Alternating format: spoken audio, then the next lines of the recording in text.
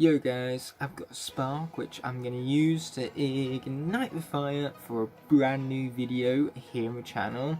Now it's exactly 1 year ago today that I uploaded this magnificent video that you see up here. We are going to be ranking every Skylander from worst to first. In that video I did rank all 167 unique Skylanders from the worst to the best, and I felt as though in the past year my opinions on several of these characters have changed drastically, so what I needed was a revised ranking of all 167 unique Skylanders, but I wanted to build up to it, so on the 1 year anniversary of that video, rather than jumping straight into all 167 unique Skylanders ranked, we're instead going to be starting off with all of the 8 Giants ranked, and we're going to slowly but surely move our way up towards all 167 unique Skylanders being ranked, looking through all of the different teams of Skylanders as well as the cores from each and every game. And the only reason why we're skipping over the faithful 32 Skylanders from Spark's Adventure is because I've ranked them already,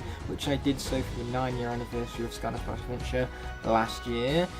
So, without further ado, I think it's about time that I show you what's in front of me, that being all 8 of my Giants, which I shall be ranking on this very video. So, without further ado, we're going to roll the intro, and I sure hope that all of you enjoy the ranking that I have coming up.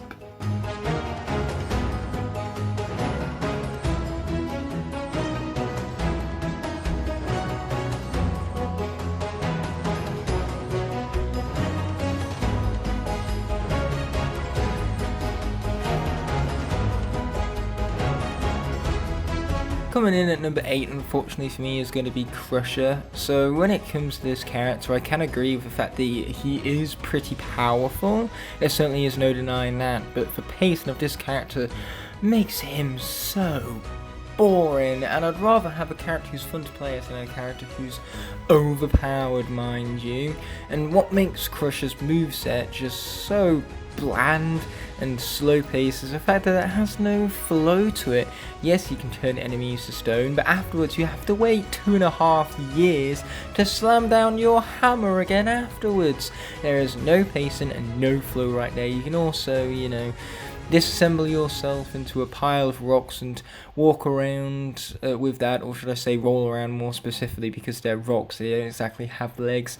But unfortunately, that's still rather quite uninspired. He's a rock golem who splits into a bunch of rocks to attack. I wonder how many brain cells it took to come up with that. In fact, I wonder how many brain cells the entire design took up, because all what it is Prison Break, but giant, with a hammer and a rock belt around his shoulder. So ultimately, the design is nothing we haven't seen from Skylander before. The character himself is slow-paced and really dull, so naturally Crusher is the most worthy Giant for number 8 in my personal opinion. But moving on to number 7, we have Thumpback.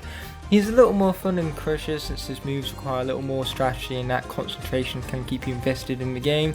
However, he's just as slow-paced and boring. The end lag on moves just leaves you so needlessly vulnerable, so naturally the Giant isn't even all that effective neither. I do really love the design though, the fact that he has barnacles that light up, and then he has that anchor that wraps around his arm. It looks really cool.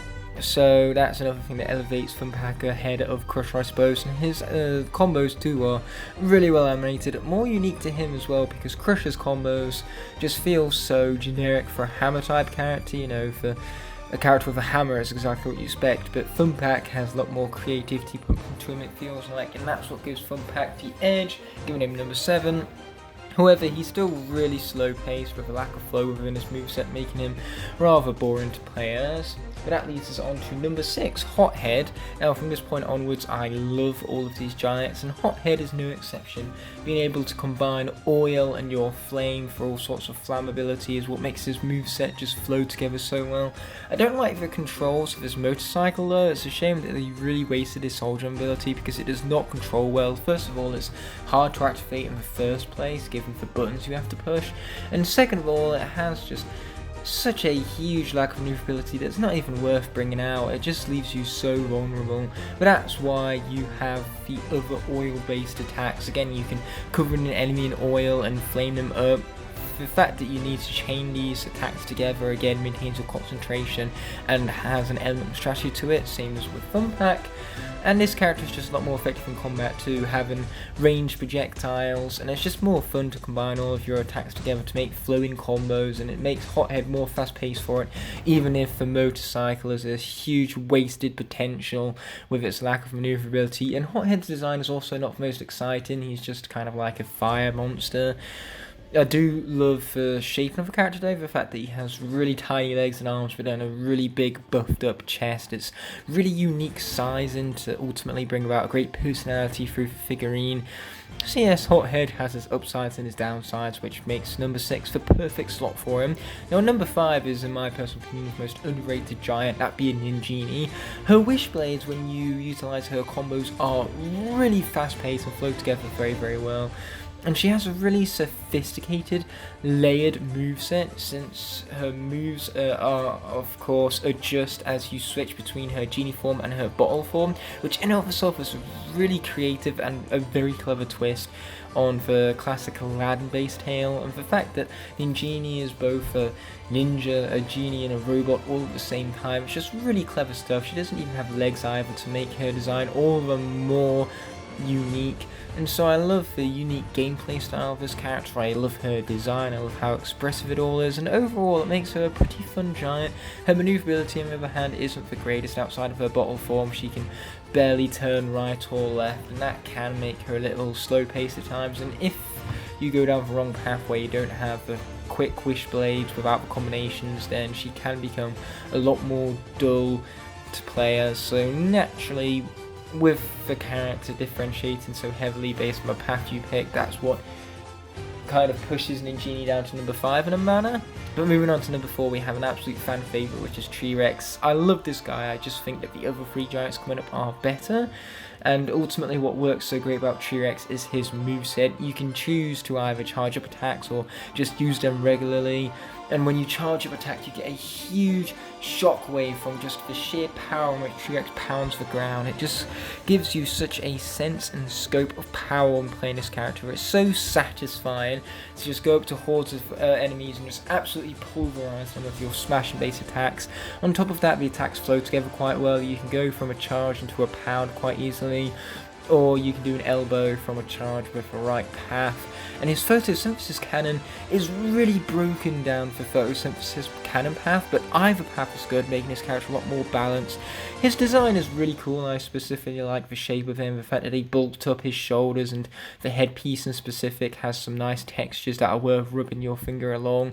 But he is just a tree with, you know, a bit of a fawn gauntlet, so ultimately the design isn't most inspired, but it's still fun and the perfect introductory to giants because you just have such a sheer sense of power when playing as this character. But moving on to number 4, or 3 even, we have Bouncer. Another huge fan favourite. What makes this guy so effective is his projectiles. You can just go crazy mashing buttons, which in and of itself is an incredible amount of fun, and your finger pellets just fly all over the map. And then also when you're charging your finger pellets, you can launch fists. You have your eye lasers, which down the correct path can create eye mines. Or, you know, you also have the rockets, which require an ounce of strategy, because yes, you keep yourself vulnerable, but the longer you target an enemy, the more damage you're going to do.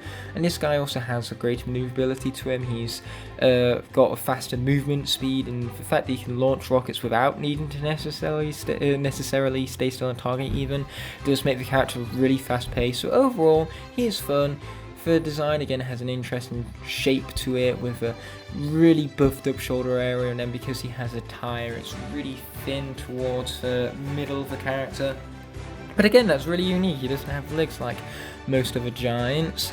So overall, it's a really expressive design, it looks cool, and he plays incredibly well in the game. But that brings us on to number 2, which is going to be Eye-Brawl. First of all, the design is really creative. I mean, a giant sheet of armour and a massive eyeball to go alongside it.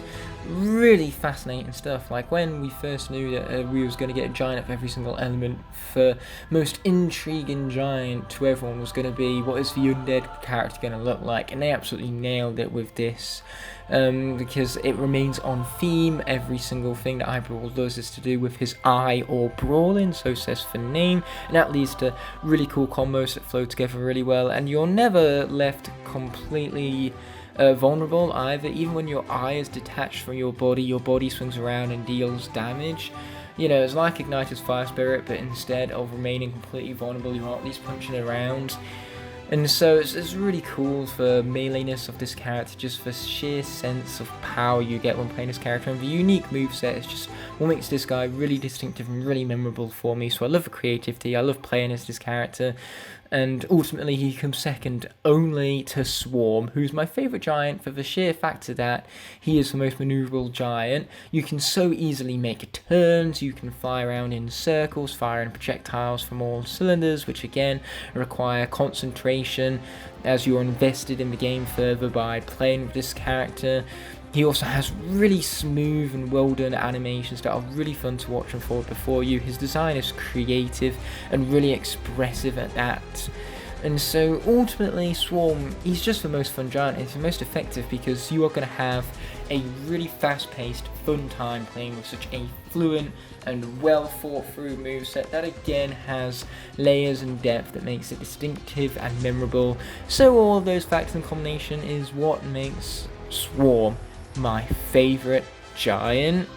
Now, with that all being said and done, this video is coming to an end, but before that happens, I first want to thank all my Blazing Knights and Scorpion Dragons whose support allow me to continue pumping out quality videos like this one. Without them, this all wouldn't be possible.